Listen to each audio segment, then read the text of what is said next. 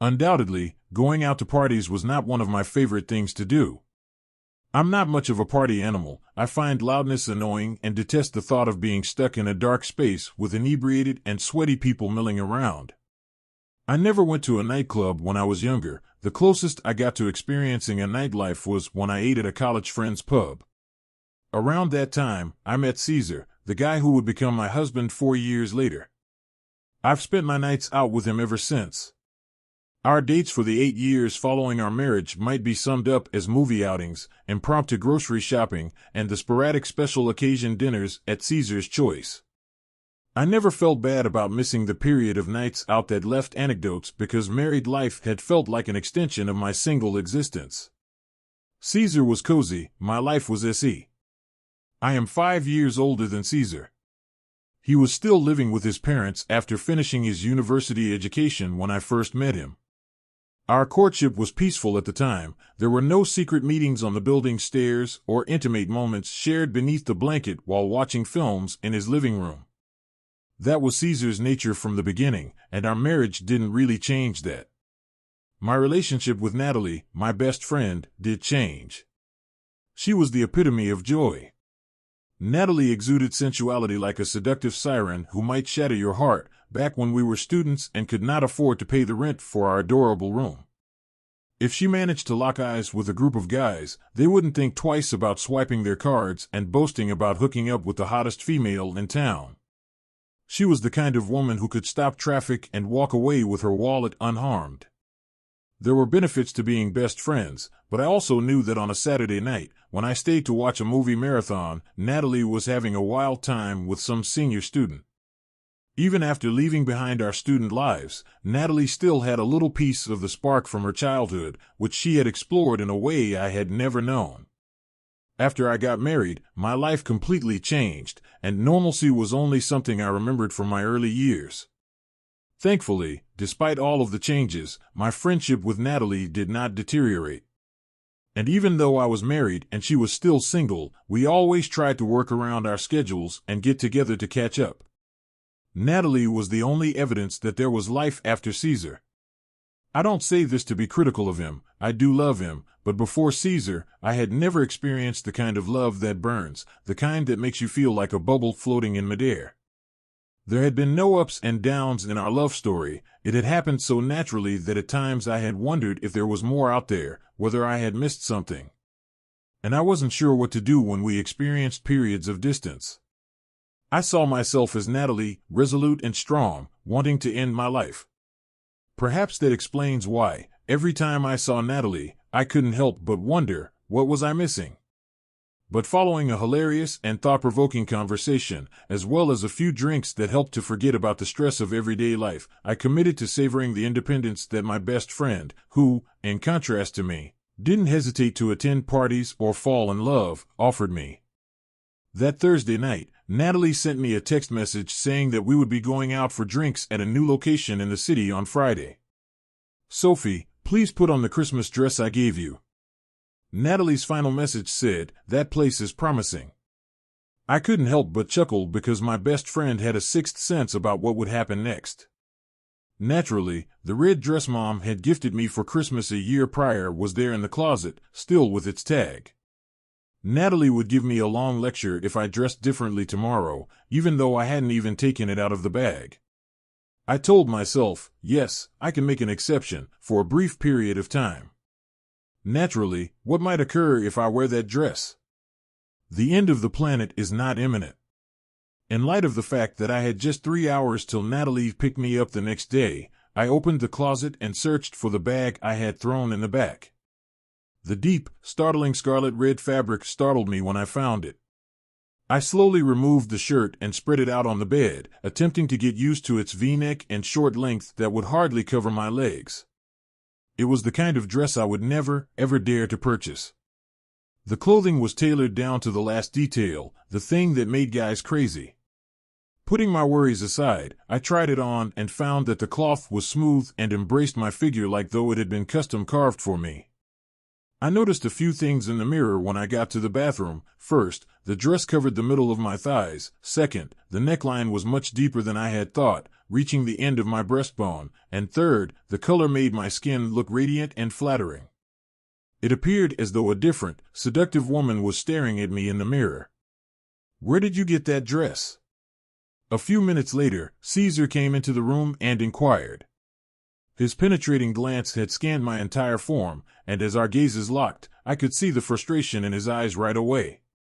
Not content to stop at expressing his disapproval, Caesar went on to say, scornfully, "It doesn't look good on you." I said, not sure quite what to say. It was a gift from Natalie.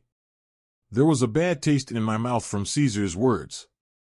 I have always thought Natalie has good taste in clothes and is self-assured enough to know how to accentuate her small frame. The dress didn't seem scandalous or repulsive to me, much less the fact that it didn't fit. Conversely, it gave me a completely different appearance than I usually have. I felt strong and like I could take on the world wearing the dress. However, I didn't say anything about it for some reason, and Caesar, who was used to everyone doing as he pleased, repeatedly denied that dresses like these were only appropriate for young girls and not for older women like me, and that they served a specific function.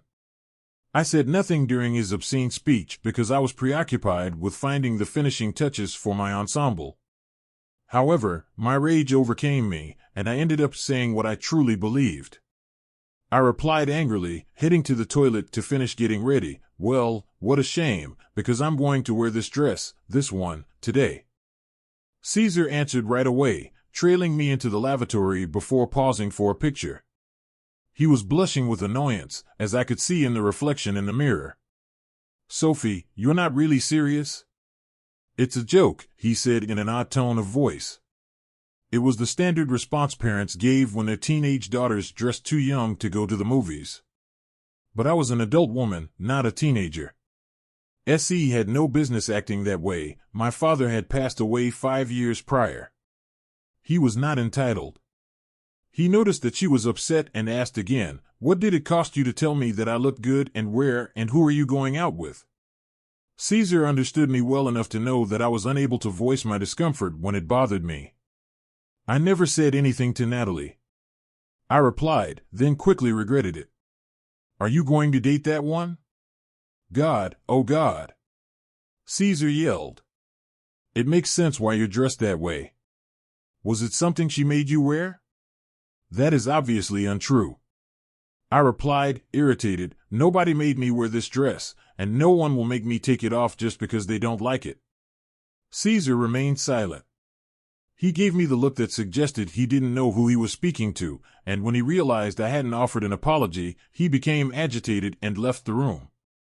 I got ready for a fun-filled night out with my friend and left the room an hour later. Caesar and I glanced at each other, but neither of us said anything as I turned to go. I didn't care that there was clearly resentment in his gaze. Natalie and I met at the bar's entrance at 10:30. It was known as Sin. 20 people were waiting in queue to get inside. Natalie said, "It's good that we arrived on time," as she peered at the establishment's entrance. "It must be complete chaos inside. All I want is for us to find a spot to sit." "I'm dying in these heels," I replied. "Are you the last person in queue?" inquired a tall, attractive man with strikingly dark skin. "Yes, tell me about your origins. Are you not from abroad?" Natalie asked in a caring manner. "Indeed, we are travelers."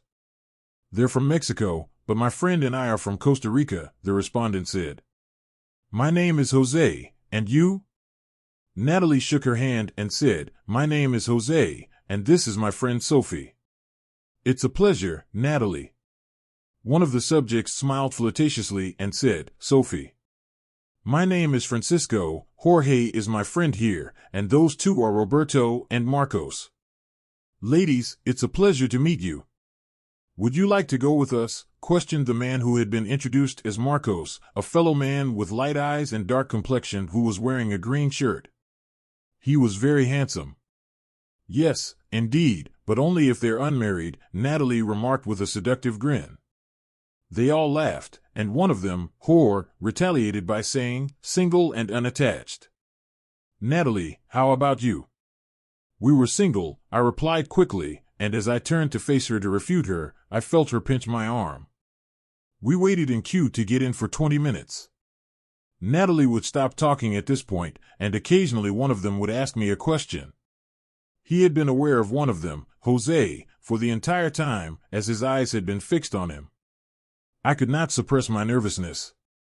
The music was so loud when we finally made it inside the bar. The people who weren't seated at the tables eating were on the small dance floor in the middle of the bar where the waiters moved back and forth serving beer. The intimate atmosphere was enhanced by the dim lighting in the space. Finding a location didn't take long, and the men quickly asked for an all-night service. With one of them, Natalie had already gained confidence, so I kept quiet and sipped my drink as I listened to them chat. One of them next to me offered, "You want to dance?" It was Marcos, the other dark-skinned man I had found appealing, when I turned to see who it was. I was about to turn him down for a few seconds, but there was something in his eyes that told me to say yes. I gave my wallet to Natalie, and she gave me a wink. In search of a place to dance, Marcos and I strolled towards the center. Although I didn't think I was a good dancer, the Caribbean music and the wine helped me relax. We spent a long time dancing, giggling, and occasionally making eye contact. The evening proceeded as follows. We took a break to eat and drink, and then we resumed dancing. We had all left the table at one point during the evening and were huddled together on the dance floor. I was infatuated by the perspiration, the cigarette smoke, and the lights pulsing in time with the music. But when Jose and Marcos locked me in a circle while we danced, everything spiraled out of control. I could feel Jose getting nearer to me and Marcos's hands gripping my waist as he moved behind me. I had never danced with two men simultaneously, so it was an interesting and novel experience for me. We gradually synchronized with the music as I moved against their bodies, the effects of the alcohol taking hold of my body having already taken hold. I had no idea who Natalie was, who else was nearby, or what was waiting for me at home. "You're beautiful, Sophie," one of them whispered in my ear at the end of the night. We had melded into a slow dance. I was unable to distinguish between the two, making it impossible for me to know which of them was speaking to me. Even though I was drenched in sweat, one of them continued to kiss my damp skin. I could feel their bodies getting closer to me at that very moment, and I knew what my body was screaming for. I just did it without giving it any thought. I grabbed their arms and led the way to the restrooms. I couldn't tell what time it was or if I would manage to find somewhere quiet enough for us to carry on, but the drink had turned me into a different person, and they could tell what I was planning. One of them had locked and closed the door to the unoccupied restroom that we discovered. I didn't pause to consider whether we were safe to be with two such big, intimidating men that I didn't really know or whether anyone could locate us. At that time, nothing was important. It was inevitable what would happen next. As though we were under the control of an unseen power that told us to give in to our cravings, we shut ourselves in a cubicle. And with such passion, the two of them claimed me as their own. I kept experiencing waves of ecstasy from the sense of their bodies around me and their immense power within me, until I thought my body was overwhelmed by the amount of feelings within that office space. Compared to Caesar, my crimson outfit had a distinct effect. One of the two whispered in my ear that the dress looked wonderful on me, and that's how it ended up on the floor. It was fantastic to feel so desired. I wasn't sure if that was what sent me to heaven, or if it was just the touch of their hands on me or the contrast between their brown skin and my light complexion. After using the loo, the three of us strolled back to the track as though our passionate actions in a bathroom cubicle had only ever existed in my head. They had gone with us to hunt for a cab 2 hours later. We smiled as we said our goodbyes, and when I looked at Jose and Marcos, the three of us laughed like we had pulled a practical joke. And perhaps that was the case. Natalie yelled to me, "You're my hero, Sophie," when I returned home. I assumed Natalie's perception of me as a hero and not disloyal was typical. I felt it was inappropriate to reduce what I had done that night, which may be viewed as a feat, to a straightforward adultery. It isn't every day that you have an affair in a pub restroom with two men of dark skin. It's your time now. Do you believe that I went insane or that what I did was acceptable? Remind yourself to subscribe to the channel if you want to see more startling revelations.